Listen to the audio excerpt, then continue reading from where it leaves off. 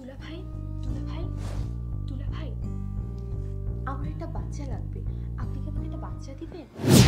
আরে এসব কি বলছো তুমি? পাশে তোমার আপু আছে না, শুনলে কি ভাববে? জিনিয়া,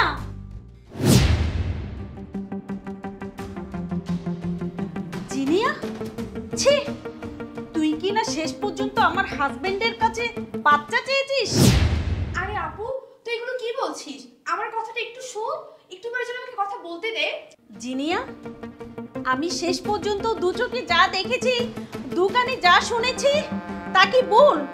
তুই কি না আমাকে বলছিস আমি তোর কথা শুনতে? ছি ছি ছি ছি, তোর লজ্জা লাগলো না জিনিয়া এসব কর্মকাণ্ড করতে? আপু, তুই এগুলো কি বলছিস? আমি তোকে কি বোঝাতে চেয়েছি আর তুই কি বুঝছিস? আপু, তুই আমার একটু কথাটা শোন। আর চুপ কর, তুই আর একটা কথাও বলবি না। এরপরে কিনা তুই বলছিস তুই আবার কিনা আমাকে বলবি? একদম চুপ কর তুই। তুই কিনা শেষ পর্যন্ত এসছিস তোর বোনের হাজবেন্ডের কাছে বাচ্চা নিতে? ছি ছি ছি ছি ছি ছি জিনিয়া। আর আমি তো মনে করতাম তুই আমাকে মনে মনে মিস করতিস, আমার কথা স্মরণ করতিস, এজন্যই আমার বাসায় রেগুলার আসা যাওয়া করতিস। এখন দেখছি না তার উল্টোটাই, তুই কিনা শেষ পর্যন্ত আমার হাজবেন্ডের সাথে। ছি ছি ছি। আপু, তুই এগুলো কিভাবে বলতে পারলি? আমি তোর বাসায় আসি বলে তোর খুব খারাপ লেগেছে?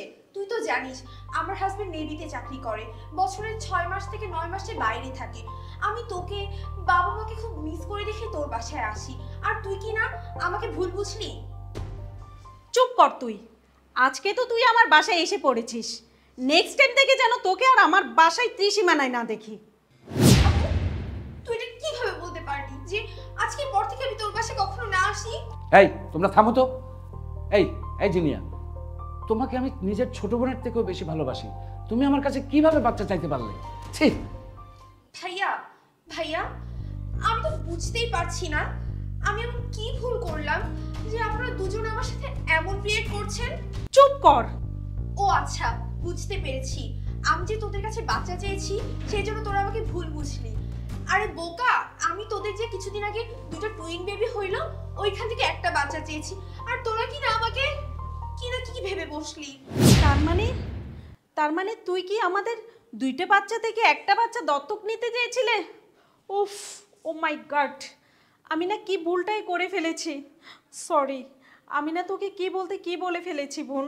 এই শোনো, তোমাকে একটা কথা বলছি, আগে কথাগুলো ভালো করে শুনবা, তারপর বলবা।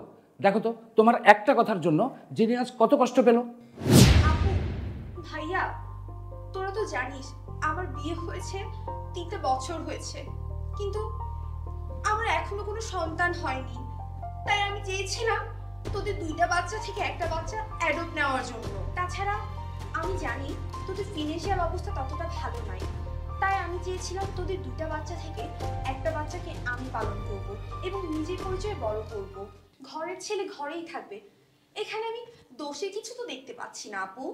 এই জন্য আমি বলেছিলাম যে আমার একটা বাচ্চা লাগবে। আমি তো খালা, আর খালা তো মায়ের মতোই হয়, এই ভেবে তোদের থেকে আমি একটা বাচ্চা চেয়েছি, আর তোরা কি না, ছি, কি থেকে কি বললি আমাকে। আমি না তোকে না বুঝে অনেক কিছু বলে ফেলেছি। আর তুই তো আমাদের দুইটা বাচ্চা থেকে একটা বাচ্চা দত্তক নিতে চেয়েছিস, সেটা তো ভালো কথা। আমার বাচ্চা মানে তোরও তো বাচ্চা, আমার একটা বাচ্চা না হয় তোর কাছেই থাকলো, সেটা তো খুশির খবর।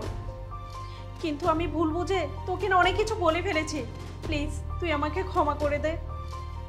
না না বোন, তোকে আমাকে সরি বলতে হবে না।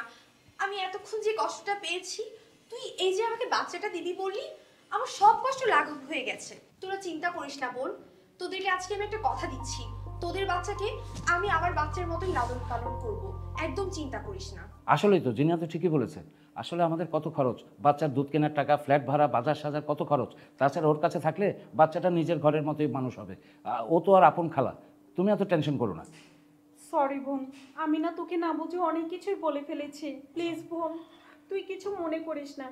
আসলে আমি না বুঝতে পারিনি, প্লিজ তুই কিছু মনে করিস না বোন।